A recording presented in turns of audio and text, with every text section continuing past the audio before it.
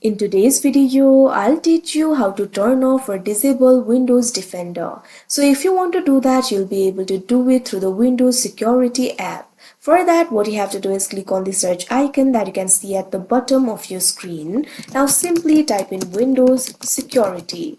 Now you'll be able to find this option for Windows Security over here. What you have to do is click on this option open that you can see on the screen. Now Windows Security will be opened. You can see over here initially you'll be led to this kind of interface. At left you'll be able to find various options over here. You can click on this option virus and threat protection. Now after you do that, you'll be able to find various options over here. Right over here at second, you'll be able to find this option for virus and threat protection settings. Right over here, you'll be able to find this option for manage settings. Click on it. Now you'll be able to find the settings related with virus and threat protection over here. You'll be able to find the options like real-time protection, cloud delivered protection, automatic sample submission, etc.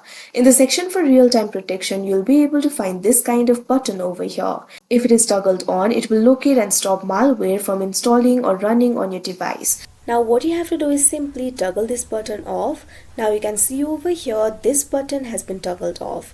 Now after you do that, the Windows Defender will be disabled. So that is how you turn off or disable Windows Defender. I hope you found this video helpful. Thank you for watching.